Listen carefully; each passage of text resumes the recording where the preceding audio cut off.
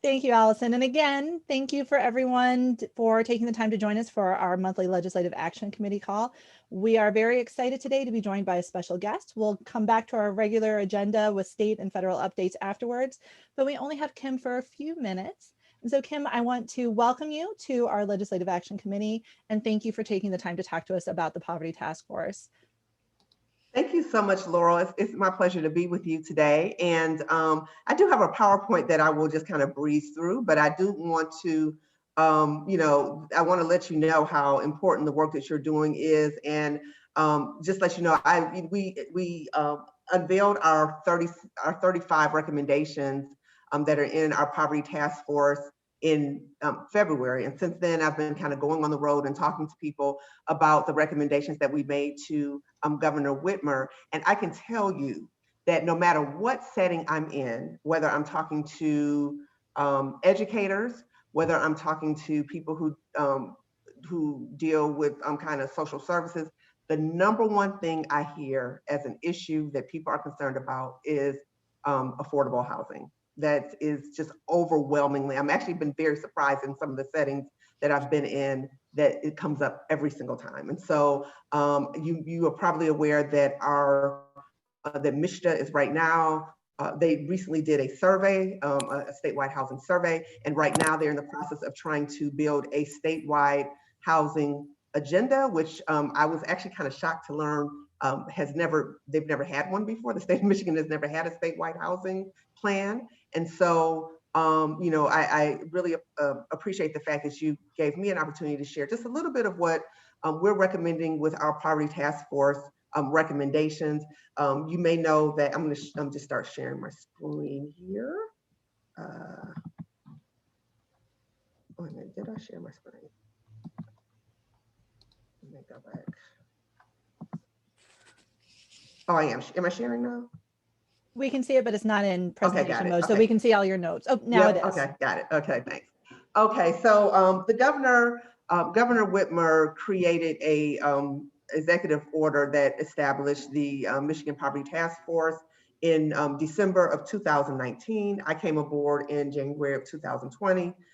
We had our first task force meeting then. We have 14 state departments that are at the table, to try to address some of the and I'm going to talk about the frame for this, but obviously COVID-19 laid bare for us what a lot of us in the field knew for a really long time, that the state's efforts to help people who are struggling, Michiganders who are struggling, is kind of woefully inadequate. That there is not that kind of dedicated focus that the state needed to really create strategies to really help people who are living in poverty, but really with the goal of helping people transcend poverty. And so what we did in pulling together our Poverty Task Force, again, the governor established it so that it would kind of build on all of the strengths of the entirety of state government. We have 14 state departments at the table.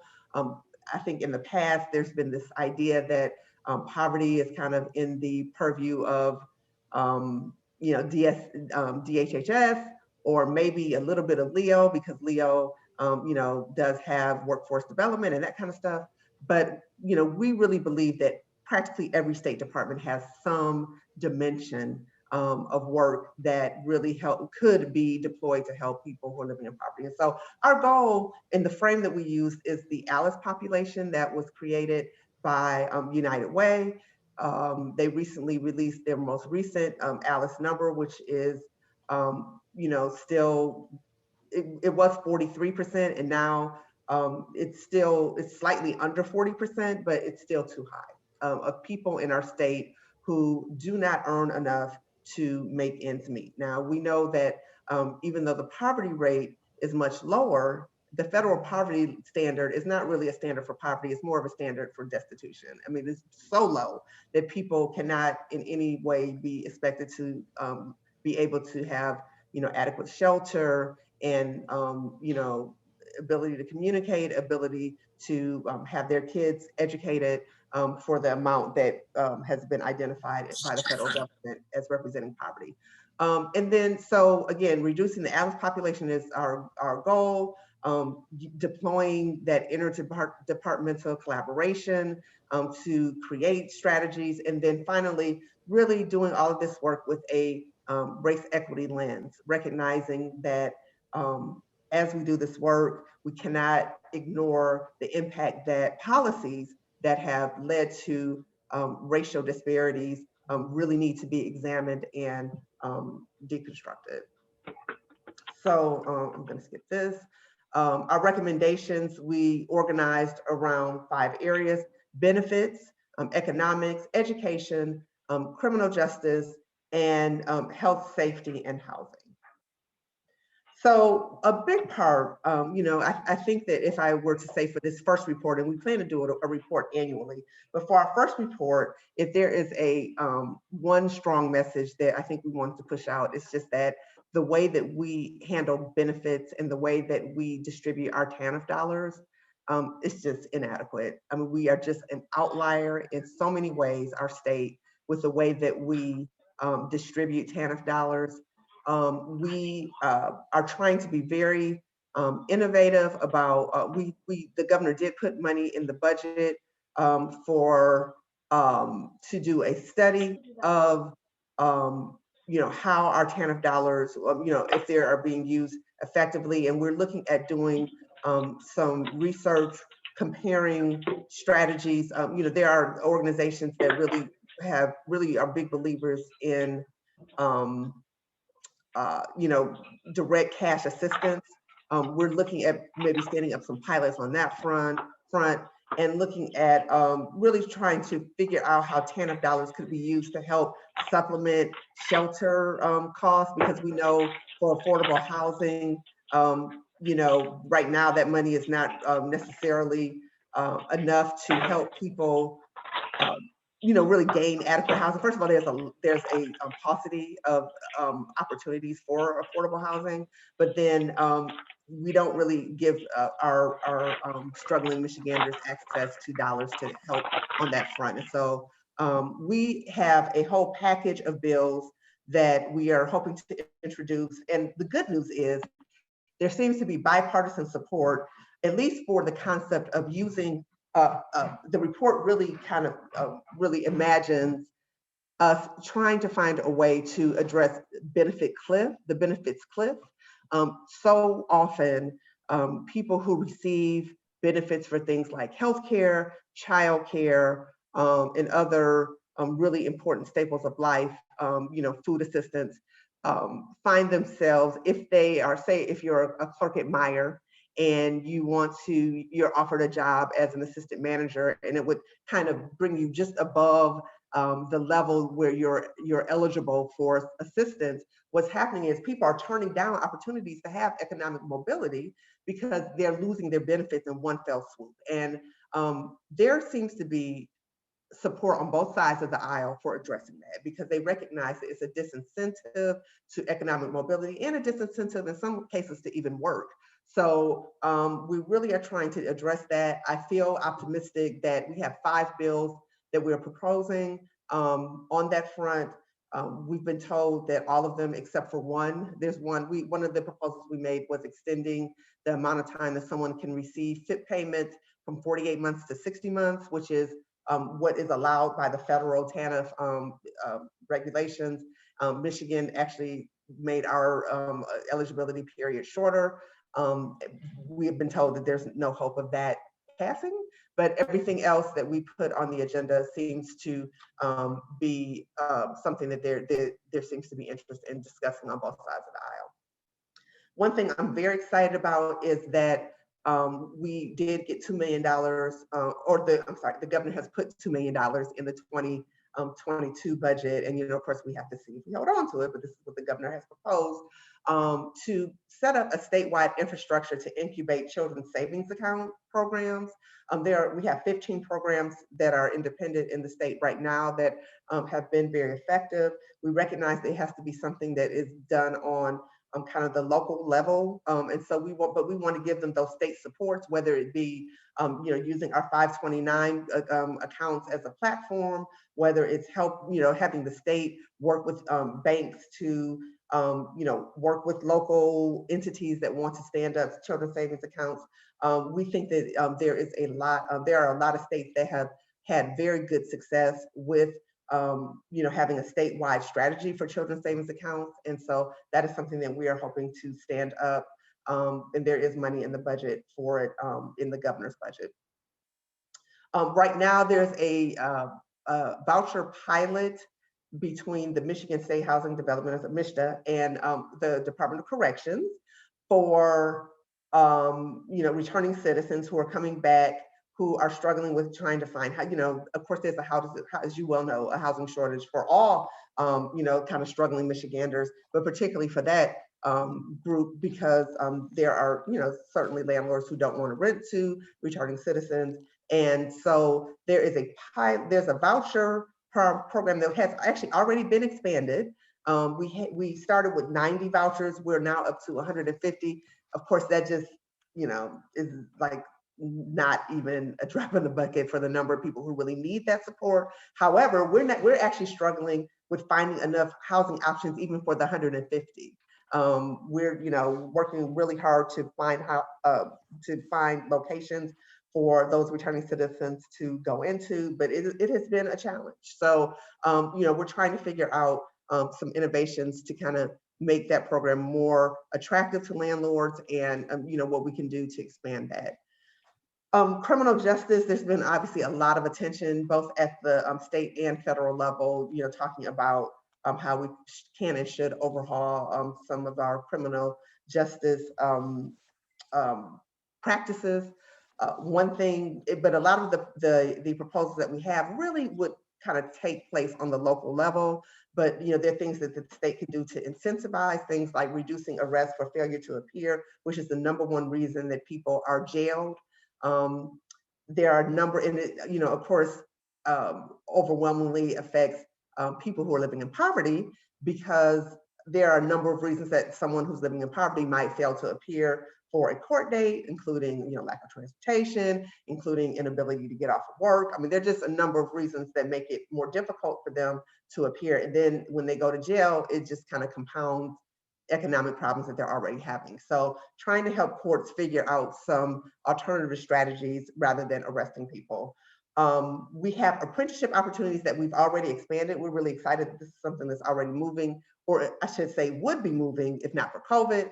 Right now, all of those programs are suspended in our state prisons. As you know, there have been outbreaks of COVID in a lot of our prisons. And so while that has been happening, there has been, they've ceased these apprenticeship programs, but they're still working on expanding them so that when they reopen, we actually have more opportunities for people to be trained for apprenticeships when they are preparing to leave prison. Behavioral health needs, of course, again, this isn't something else that would be done on the local level, but it's something that we are examining at the state level to figure out how we can incentivize these changes to help on the criminal justice front. Oh, wow. Okay, I'm looking at my clock and seeing that I'm already over time, but I'll kind of press through I'll just give you a couple more minutes. We want to figure out for families who are receiving child support. Right now, what happens is if a custodial parent is receiving state assistance and the non-custodial parent pays child support, instead of the money going to the child, the money goes back to the state to reimburse the state for the kind of pittance that they get for state benefits. So we really want to do a pass through so that if a non-custodial parent is doing the right thing and trying to support his or her child, that money goes to the child. This is something that a lot of states do. It's something that, again, makes Michigan kind of an outlier. Income eligibility for childcare is a big priority for Governor Whitmer. We have a lot of people who are kind of doing a lot of work to try to figure out how we can expand childcare options, how we can expand expand options and then, increase the income eligibility. There seems to be a lot of support in the business community for this. We do have a pilot that we're really excited about called TriShare, where we have where employers who want to participate, they pay a third of childcare costs, the employee pays the other third, and the state pays a third. It's something to help. It's an incentive that employers can help offer to their employees. We know that during COVID, a lot of people have said that we didn't have a recession. We had what they're calling a she-session, because so many women left the workforce and did not come back. They weren't comfortable with leaving their children, in childcare settings because of COVID. They didn't want to. They wanted to be home with their children, and a lot of them had still not returned to work. We see this as a talent issue. We want to get those women back to work, women and men, but certainly women have overwhelmingly been hit by that. And so to that end, we want to have some creative and innovative programming to really give people high quality childcare options. We want to expand school breakfast programs and breakfast after the bell programs. Again, one maybe sort of good thing that came out of COVID is that we saw the Department of Health and Human Services, especially for the state, really pivot and figure out really innovative ways to ensure that we had food security especially for those children who usually get breakfast and lunch programs at school. We want to figure out how we can build on the innovations that we did, to simplify paperwork, to just make things, our system. And one of the things that we found in the report is our system really seems to be designed with the ultimate goal of locking people out, to make it difficult for people to access benefits and to keep them, to retain them once they get them. So we want to kind of change that paradigm. And so those are, that's the 15-minute version of what the Poverty Task Force report is offering. But, I just want to let you know that, we certainly recognize that affordable housing is a very key element of this. We have been working with Gary Heidel and his team at MCAH. The governor did put $10 million into community housing and development. We are hoping that with the money that's coming for the American Rescue Plan, we can expand that exponentially. We think that we can. There is a recognition by this administration that we need that has to be a focus, and that we want, we don't want to squander this opportunity with all of this kind of infusion of money that's coming into the state, to really have some long-term strategies to help deal with homelessness and affordable housing in our state. So I wish I had more time to spend with you. I told Laurel, I apologize that we did have a scheduling kind of glitch, but I am very happy to come back and answer questions that you might have. Or if you want to, Laurel, kind of compile questions that you get from the things that I mentioned today in my kind of rapid presentation, I'd be happy to respond in writing. And, I really thank you for inviting me to meet with you today. Well, thank you. I know you're very busy. We appreciate all the time that you gave us, and we will stay in touch. So thank you so much. And I hope you have a wonderful rest of your day. Thank you. You too. Take care. Bye-bye. Bye. All right. So thank you, everyone. I know that we kind of just jumped into our agenda today, but I appreciate everyone joining us and listening to Kim present on the Poverty Task Force report. I'll make sure to drop the link for those of you who haven't had a chance to look at that report. I'll make sure to drop the link into the chat. And as usual, in our PowerPoint, we have embedded some links. I'll make sure that it's in there so you can all go back and look at that report with a little more time to process if you haven't had a chance yet. And of course, if you have questions, it sounds like Kim is very open to engaging with us further and answering questions that you may have. So please send them our way. You can drop them in the chat box. You can send them to me via email, and we'll make sure that we follow up and get a little more robust conversation happening around those recommendations and how we can engage with them. So I'm going to flip back. You should be seeing my screen with our agenda. Flip back to our regular agenda here. It looks like we have a great group this morning. And Eric, are you with us? Yes, I am. Excellent. So sorry. Thank you for taking on the welcoming role today.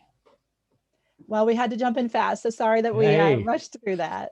never wait on me when an opportunity is there. I know Kim's time was kind of short, and boy, did she really tee things up with respect to what's happening at the state and the federal level as well. So some great work being done there. Really appreciate the fact that she was acknowledging the need for affordable housing. And I think that cuts across a lot of what we do. So it's um, appreciated that she and the Poverty Task Force do recognize that. So with that, rather than just flowering her with all kinds of nice comments, why don't we go ahead and move forward with federal updates? Tell you what, though, I'm going to shift to my screen if that's okay. I have some slides. Do you mind if I take that on? Please do. Okay, well, let's hang on for the ride, folks. See if I can make this happen.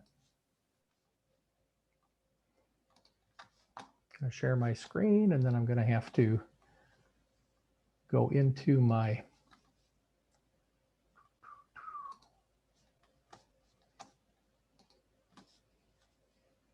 my screen failed to start. Okay. Would you like to email them to me? You can start talking and I'll try and get them up. Why don't we do that? If you give me just a moment here. Thanks, everyone. It is a Monday still, right? Yeah. And we tag team stuff. It would be boring otherwise. So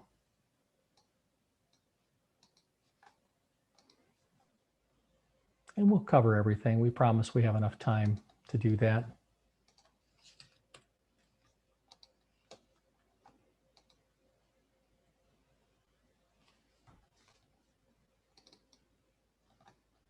Whoops, let's not do that.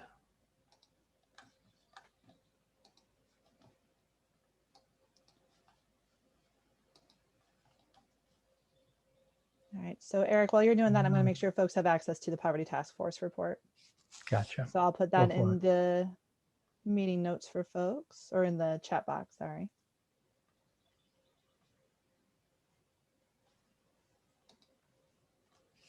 It really is a fantastic report with a lot of really great recommendations. So if you haven't had a chance to look at it, I do encourage you to do so.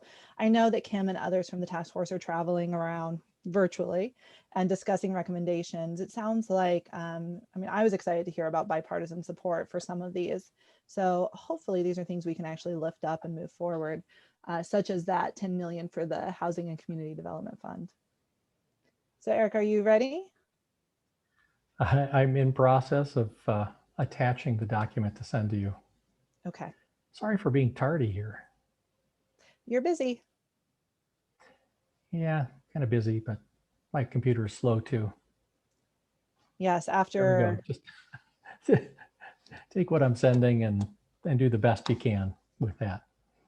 While I'm getting it up and running, feel free to start talking. All right, I'm going to do that.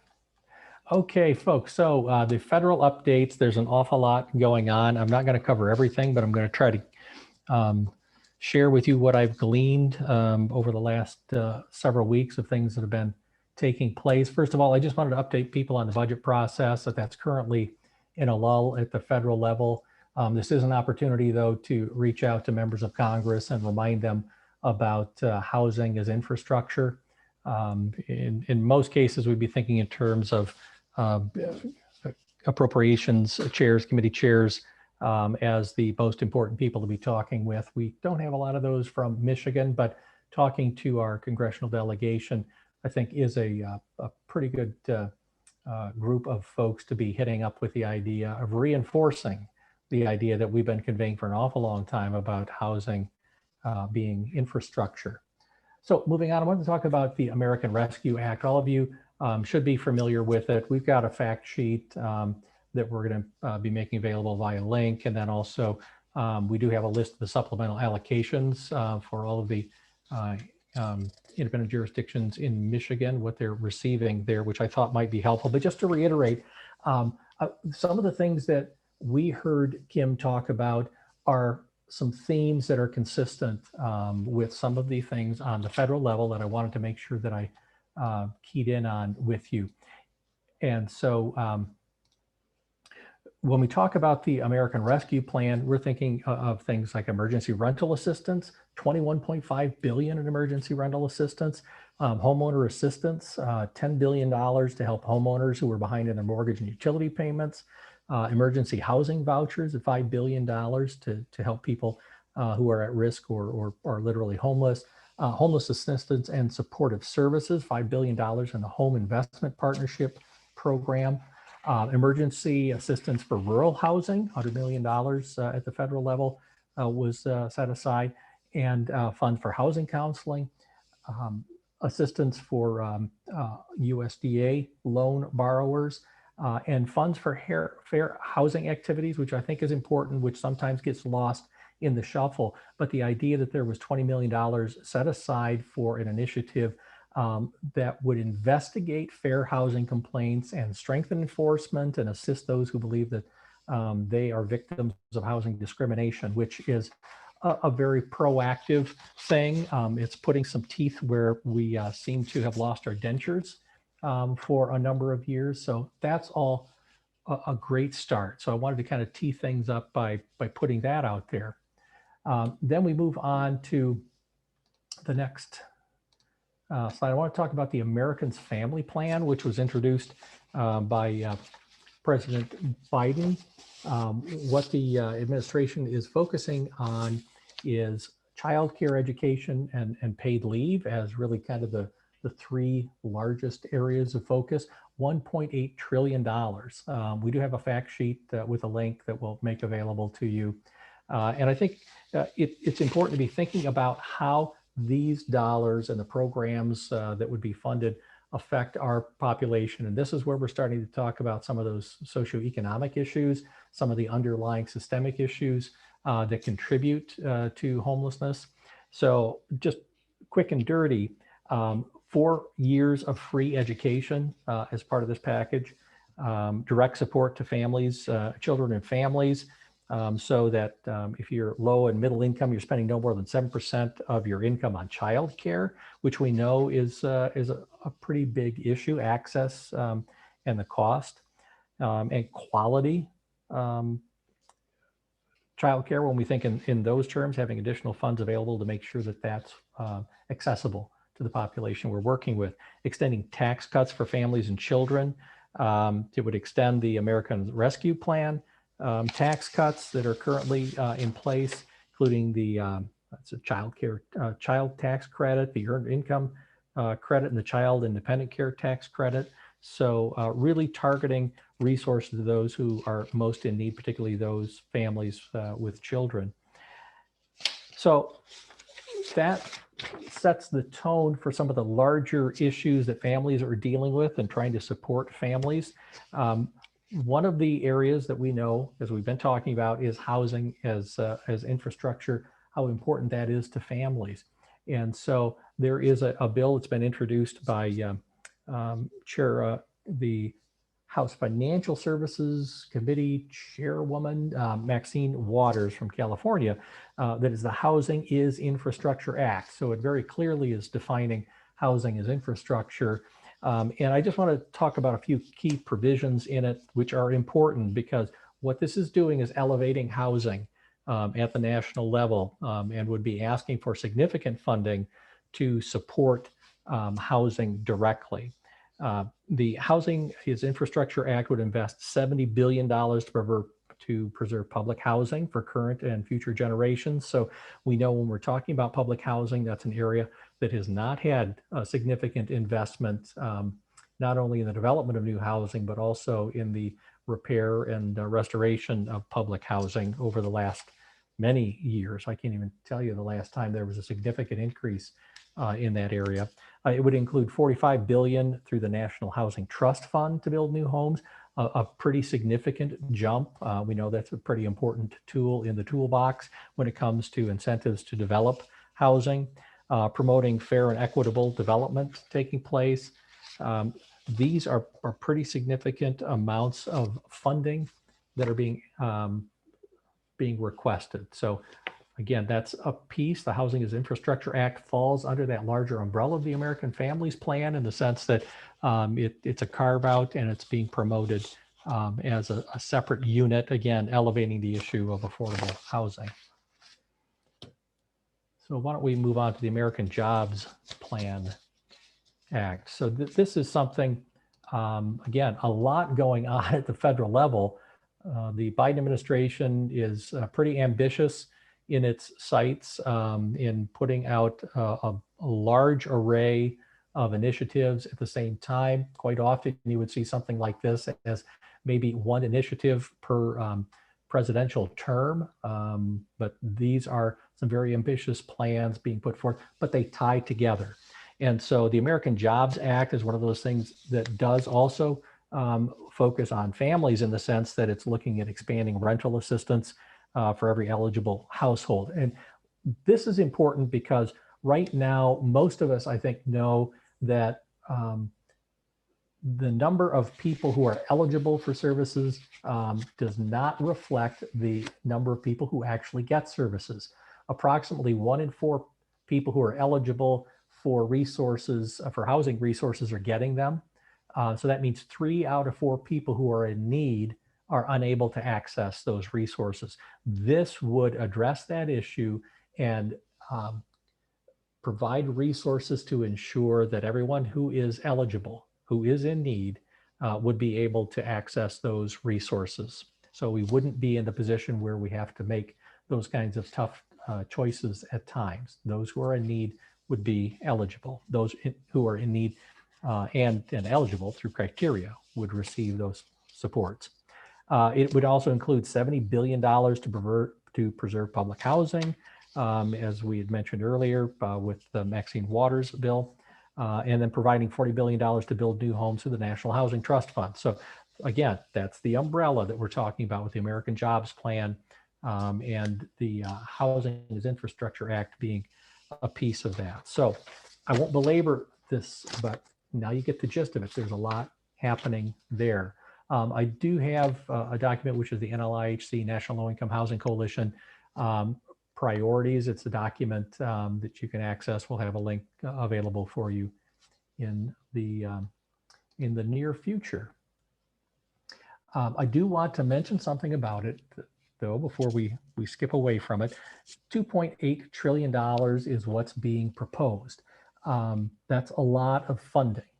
One of the things that we have found last week is that Republicans are not as interested in that. They have a counter offer of $600 billion. One of the key things that's missing is any inclusion of housing resources. So make note of that. So far, the Republican side is not seeing housing as an infrastructure issue or as high of a need, so we're not thinking in terms of providing funding, at least within the American Jobs Plan. Keep in mind, $600 billion is actually not an accurate number. I want to make sure everybody is aware of the fact that it's actually a net increase of about $200 billion because it includes legacy or expenditures that were already committed, $400 billion that were already committed. So they're not really coming up with a lot of new dollars. Well, I shouldn't say that. 200 billion is not chump change. But if you get the gist, it's not accurately portraying what they believe should be the increase. And the key Republican concerns that I wanted to note are, number one, the tax bill rollback, because to fund this initiative, the proposal would be that the tax bill that did provide a pretty significant break to those in higher brackets would be turned around. That in essence, that would be the main source of funding this. But Republicans also, again, are concerned about the addition of housing being included in infrastructure. Two key things that apparently are being discussed in the Beltway as concerns. So lastly, I just want to touch on the National Low Income Housing Coalition having a campaign, which I think you should all learn about if you're not familiar with it, which is focusing on the issue of housing. I just wanted to bring to your attention that there is a sign-on letter that is available, and we'll have a link for you to be able to take a look at that and have the opportunity to sign on.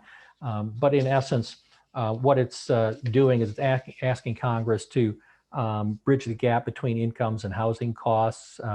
It's talking about expanding and preserving the supply of rental homes. It's talking about providing emergency rental assistance and strengthening and enforcing renter protections. Some of those things that I've talked about here so far in this meeting. But this is an opportunity for us to try to elevate it again. And the sign-on letter is the way that we can collectively remind members of Congress how important housing is. And this is the time to do that. So we really would appreciate you participating in it and sending it off to others that you think would be interested to participate as sign-on. And that's all I have, unless Laurel, you think there's anything of significance that I've missed. No, thank you for that. Just want to also stress that all of the links that Eric has in his PowerPoint will make sure gets out to everybody, because I know there's a lot of information embedded there that you guys would like to have eyes on probably. So we'll make sure that gets out to everybody. And so that is my report, unless there were any questions that came in. I didn't look. No questions, but I do want to call out that Amanda Carlisle has dropped a helpful link about the American Rescue Plan. It has a bit of a local focus on it, but it sounds like it's also a really great resource. Amanda, is there anything that you wanted to say about that?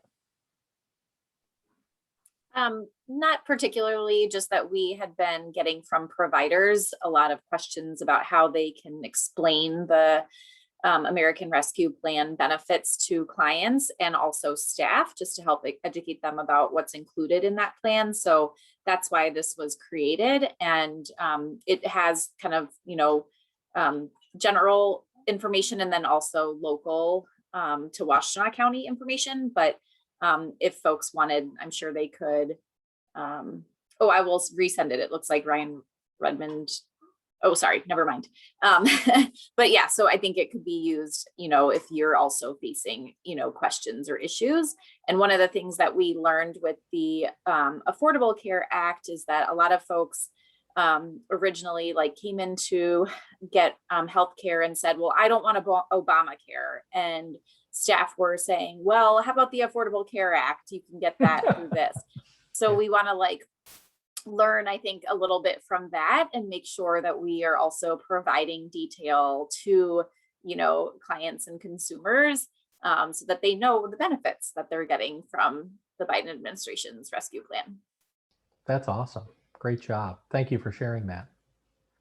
So if there are no other questions for me, I am going to turn it over to Laurel so that she can enlighten you as to what's happening on the state level. And she has more slides than I do, probably. Yeah, give me just a second. I'll get up just my one slide. But thank you for that, Eric, and thanks everybody for everything that you're doing around the federal opportunities that are coming up. We know that that's a ton of information, a ton of money, a ton of opportunities. So thank you for Amanda, for the stuff that you guys are doing locally, for everybody else, what you're doing locally to make sure that we're educating and taking advantage of opportunities with these dollars coming in. So at the state level, I do have just a couple items that I want to update on and opportunities for all of you to get involved with some of the work we're doing to try and make change at the state level as well. So first is our source of income legislation. This is something that we've been talking about for a long time, and I did send out an email after our last monthly meeting with these bill numbers, but wanted to make sure everybody on this call had access to the bills that have been introduced both at the House and Senate level. These four take two different approaches to how we could bring source of income protections into the state. One is by amending the Landlord-Tenant Act, and the other is amending the Civil Rights Act, the Elliott Larson Civil Rights Act.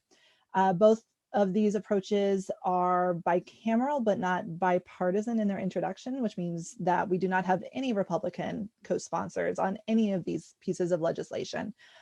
So as you can imagine, we have a little bit of organizing work to do to try and make sure that this legislation at least gets heard in committee so that we have the chance to bring in testimony and build a case for why we feel as a statewide agency and all of you at the local level feel that this is something that would be beneficial for the folks that you're serving, specifically those who receive housing choice vouchers or other subsidies or assistance right now. So we have started a source of income organizing call. We held our first meeting last Thursday, and it was an opportunity for us to really kind of talk about what has already started happening in communities trying to get involved at the state level opportunity. We heard from the two bill sponsors, Senator Bayer and Representative Kavanaugh. Their bills are the ones that address the Landlord Tenant Act amendments, and they gave us a little bit of insight about how they feel we can engage with legislators both across the aisle, but also those who are just not as informed about what source of income protections really could mean. And so we're going to be meeting every other week moving forward, every other Thursday from 10 to 11. This is really just a chance for us to hold space to come together and talk. We know that not everybody's going to have the same capacity when it comes to working on this legislation, but we just want to have space for those who can participate at a higher level to come and organize and coordinate and collaborate.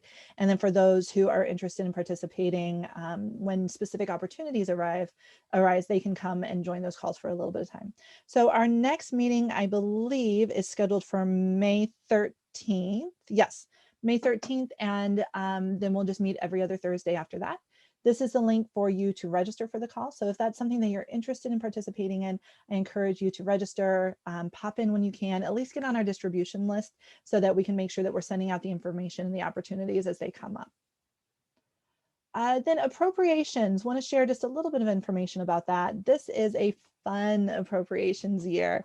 Not only do we have our regular appropriation cycle, which we're right in the middle of, with our legislators coming up with their versions of what they think the state should be spending money on this year based off of what the governor made in her recommendations earlier this year.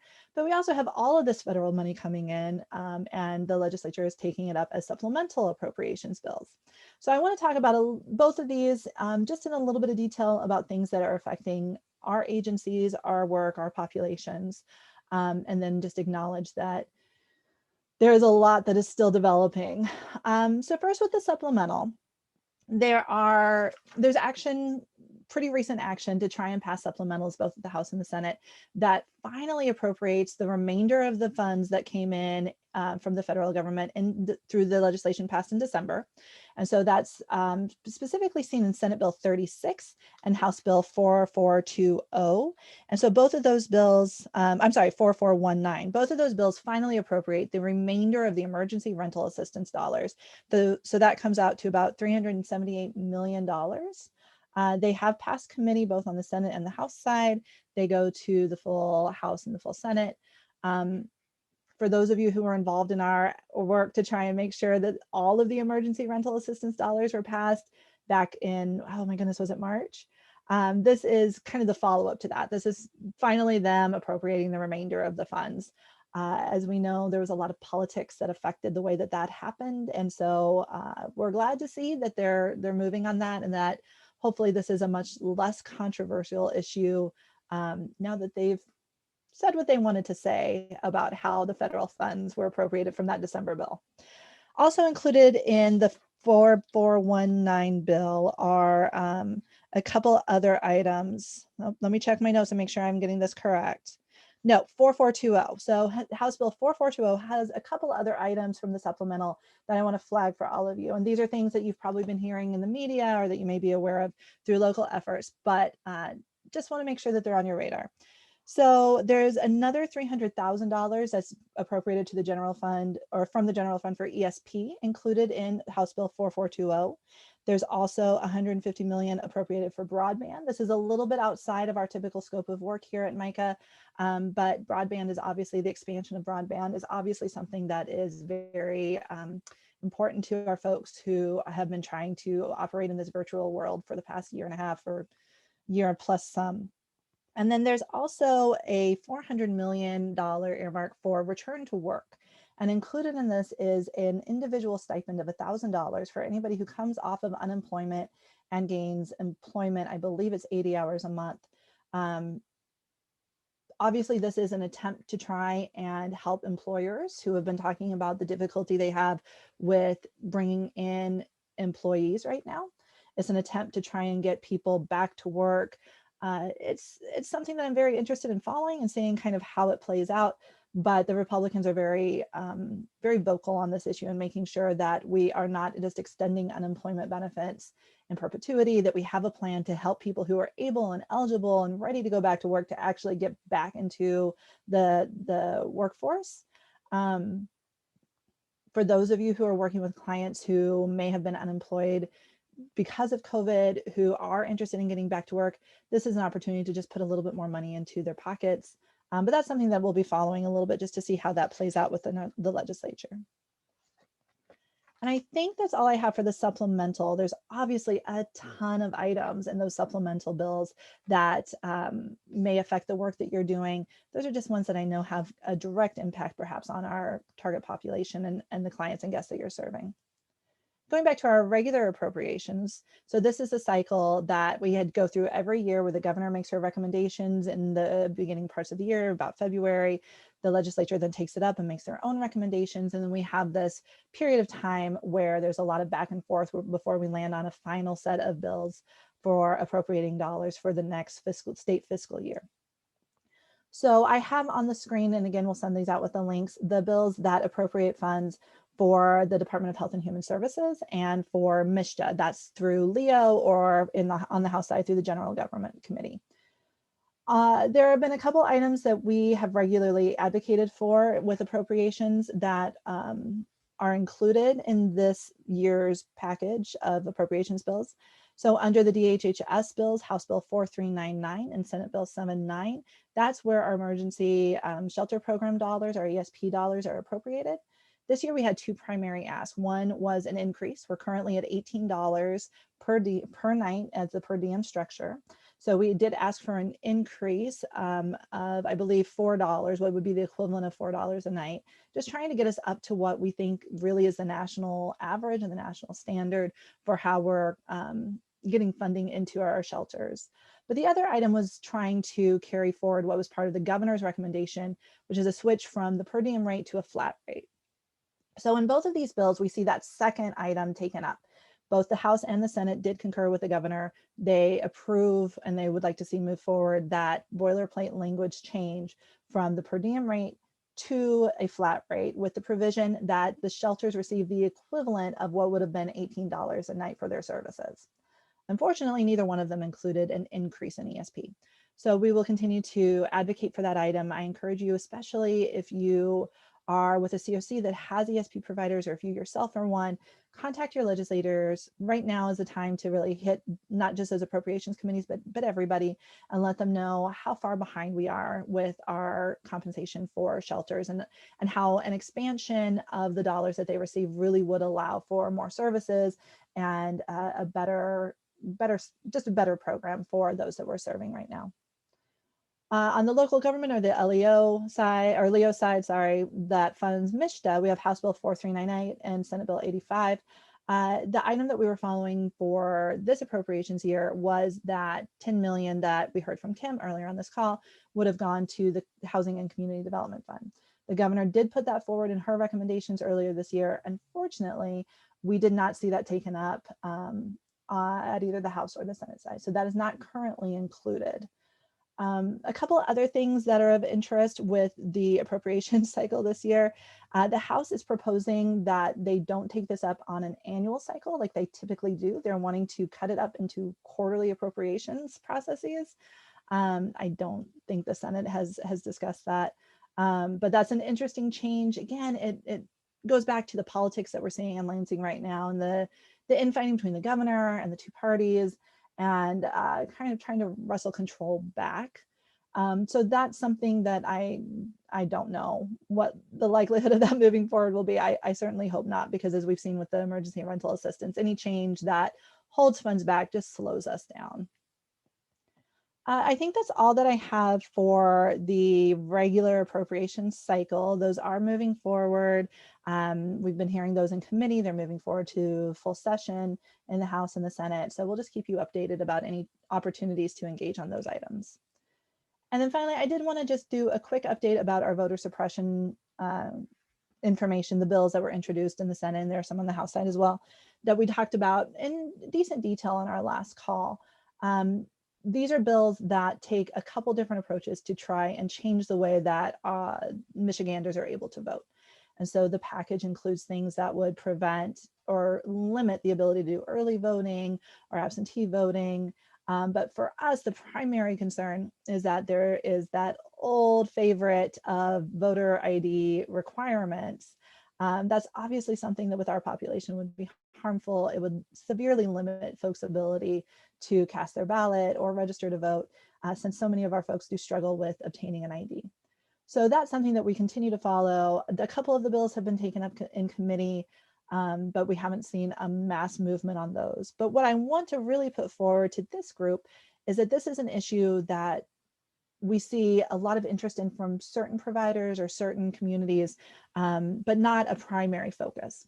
And so I wanted to see if there was any interest from folks on this call, and you can indicate interest on chat or by unmuting yourself, but any interest in forming kind of a separate work group to respond to this as it moves forward. And here I'd be looking for folks who are willing to bring in testimony, to bring in data, to really just be a voice on this, to represent our folks and make sure that this kind of targeted attack on our population's ability to vote does not go on without us at least responding and elevating this as something that we very strongly feel should not move forward. So if anybody would like to comment, I'll pause here for a second, or if anybody has any updates or questions. But if you're interested in participating in that kind of work specifically, please let us know either in the chat or by reaching out to me by email later on would be fine as well. So I'm going to pause and see if there's any questions or updates. I know we have a couple of folks on the call who have been active in a lot of this work. So I don't know if anybody has any additional updates that I haven't already shared on any of this really.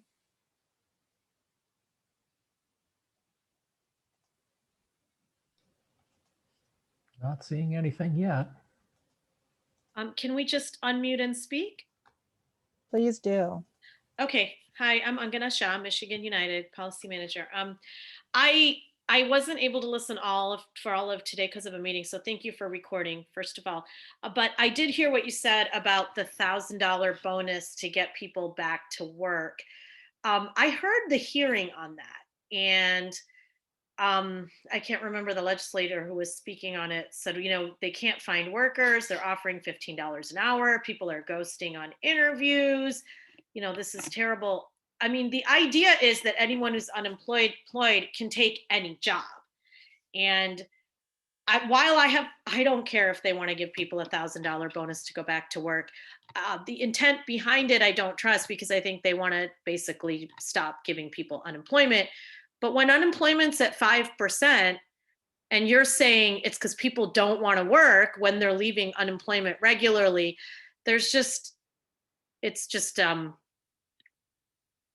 I'm just worried that it'll be used to pull away unemployment from people who legitimately still need it. I mean, maybe they don't live where the jobs are. Maybe they don't, maybe they don't match the jobs. So do we have a concern there? Thanks for raising that up. And I think I was purposely a little vague on that because I have not done as much homework on it as I should. I think that what you're raising is absolutely something worth talking about and something that we need to keep an eye on. I suspect that our providers are serving new types of clients, people coming in who may not normally have been on the spectrum of experiencing homelessness. And so I wanted to lift that up for folks to at least be aware of, but I think you're raising really important questions. And I'm grateful for you kind of bringing forward that perspective and that information. Eric, I apologize. I saw you come off mute and I didn't know if you wanted to speak. No, I was comfortable with you speaking first. I just wanted to say, thank you for bringing that up, because I had a conversation with somebody over the weekend about that very issue. And I guess I was not too surprised that the person came at it with a one-sided, narrow view that businesses are unable to find workers simply because people don't want to work. I mean, that's a generalization that I'm hearing quite often. And I had to remind the person that there are any myriad of reasons why people may not be working. Number one, maybe they understand the conditions in that particular location and are afraid of COVID because protocols may not be something that's pursued in that particular location. It may be because of childcare access issues, children who are at home taking or participating in school remotely. And so a family member may need to be at home with them during the day, which may preclude them from working, et cetera, et cetera. I think there's just so many different reasons, but it does appear that, at least in what I've read and what I've seen and who I've talked to, that it seems to be a pretty narrow interpretation as to why people are not working. It would be, or not taking jobs. So it would be good to have any kind of information that may be out there that helps us provide a little bit more insight as to what those reasons may be, and not purely because people are lazy. Or I'm sorry, it wasn't the lazy argument. It was because the federal unemployment subsidy makes it so that people don't have to work. So maybe indirectly it's saying they're lazy if they can just have the unemployment instead. I mean, I'm getting the lazy people need to work, so I hear you. Yeah. Yeah, I think there's definitely some narrative change that we could be working on around that as well. I hear And you. they're exaggerating the amount of the federal subsidy. I mean, we have the lowest state unemployment payments anyway. The subsidy is not even getting people close to that $15 an hour. So there's that. Thank you for raising all of that up. Hi, may I speak? Please do. Hi, this is Anna Scott. I'm a registered nurse. A couple other things that are may not being considered is there's a new strain. Well, there's obviously lots of strains. So I'm autoimmune, or I have immune conditions in which I got vaccinated, but if I'm not safe from other strains, that's going to put a big change in people's status, especially in healthcare. Because obviously, it's for me, we know it's not about the money. Because it makes me least, as well as the stability of housing. If you don't have, safe, stable housing where you get sleeping, the quality of life, those are also factors. And so I would love to join in from my perspective and my experience in future dialogue on that, because it isn't about that. I have neighbors who, single mom, her daughter's online 100%. She doesn't have a choice. So, yeah, I'm glad you brought that up, because there's a lot of factors that are way more broad, and it needs to be addressed. So, thank you. Thank you for sharing that. So I'm hearing that we have definitely, I'm seeing in the chat, we have some definite concerns, which I suspected from this group, and some opportunities to think about how we want to respond, not just to the short-term implications of that piece of the supplemental, but also kind of that long-term narrative change as well, because I think that is something we've been talking about at MICA for a while now. So it is a minute till 1, so I just have a couple more things I want to share with the group, and then let y'all go today. First of all, want to take this space to invite everybody again to our June 22nd anniversary event. The registration link is on there. We're celebrating 30 years, and so we're really excited to share that with all of you, those who have been with us for so long, doing so much of the work that we're all part of the same team on. So want to share that, and then nope, don't have time for us to have kind of a dialogue around what's happening in the community. But if you have something that you'd like us to share with the broader group, go ahead and send it my way. I'm happy to share that out in our follow-up email. And then our next meeting is scheduled for June 7th. We typically take a little bit of time off in the summer. We'll see kind of what's going on over the next couple of weeks and see if there's a lot of information to share on our June 7th meeting or not. And I think that's what we have. Is there anything that you would like to share, Eric, before we let everyone go? No, just a big thank you to everybody for joining us. Really appreciate your attention and your enthusiasm and your commitment. So looking forward to a lot of great stuff happening at the federal level, but we'll need you to be engaged. We'll be in touch with you about that. Yes. Thank you, everyone. Have a wonderful day and the rest of your week. Bye. Take care. Bye now.